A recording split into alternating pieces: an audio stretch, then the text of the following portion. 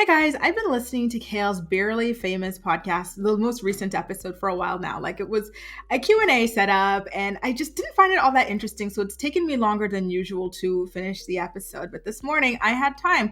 I was plucking this chin hair, well, attempting to, it won't come out.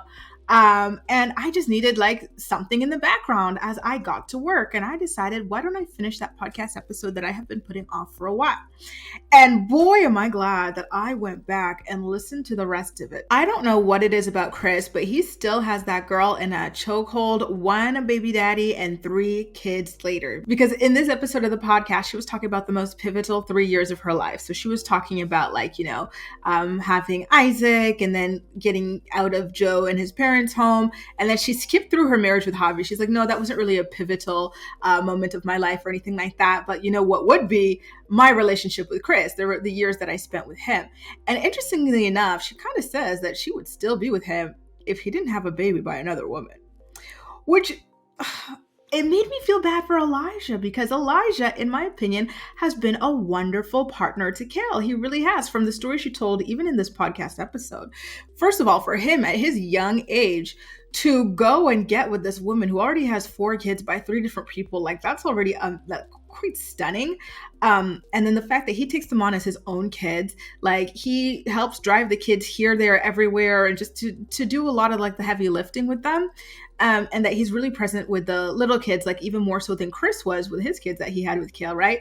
So, after all those years of talking about how Chris was a deadbeat, how he was so ABUSIVE, like he was just so terrible, like he forced her to have Creed, like a lot of stuff, she's still saying that she would still be with him just if he didn't have a kid by somebody else. Take a listen to this portion of the episode and let me know if you came to the same conclusion that I did. Here we go. I don't necessarily think that my marriage with Javi and all of those things, I was married to him, we were together like 5-6 years, I don't know. I'm not counting that. I think the first 3 years was the 15 to 18 changed my life. And then again, when I met Chris. Chris was my karma for all of the bad things I've ever done in my life, okay? Chris was my karma for when I stole from Kohl's at 14 years old or 15 years old, okay? Chris was my karma for cheating on Jordan with Joe. Chris was my karma for every fucking bad decision I made from the time I was born, okay? The 5 years there, I would say through the 3 of them, because the first year wasn't so bad. I would say the last 3 years of that were, and truly this past, when did we break up?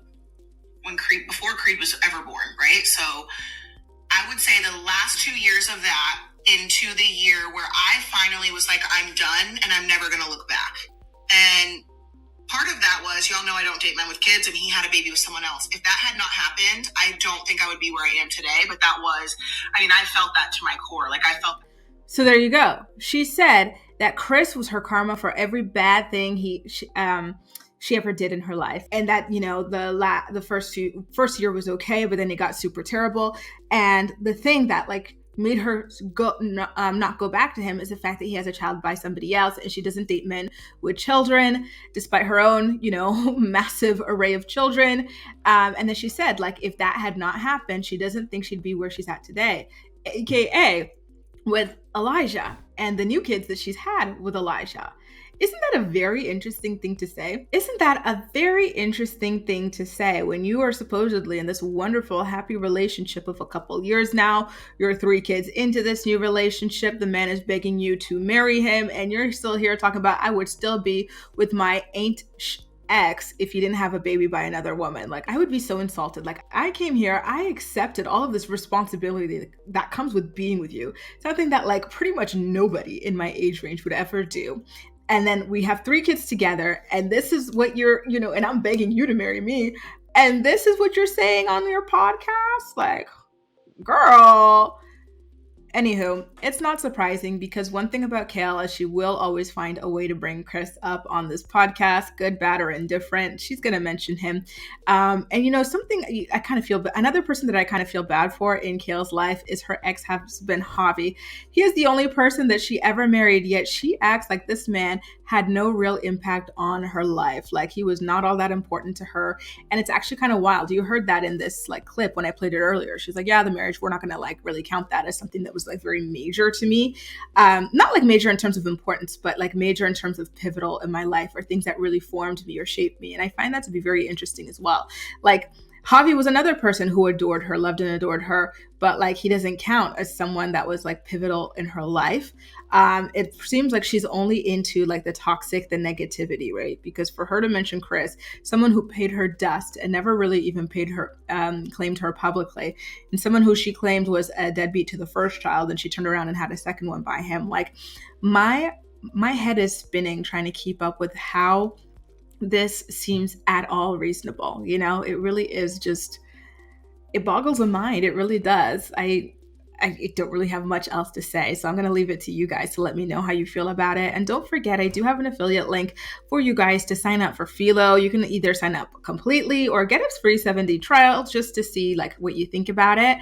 They've got over 70 channels, including MTV, where I'm watching Family Reunion and recapping with you. They've got TLC for the 90 Day Fiancé series and like a bunch of other reality shows. They've got OWN Network, Lifetime, you name it, they've most likely got it. So definitely make sure to sign up there. Again, I've got an affiliate link that you can use to get a free 7-day trial. But in the meantime, let me know how you feel about Kail saying that, you know, things would be different if Chris did not get his main chick pregnant.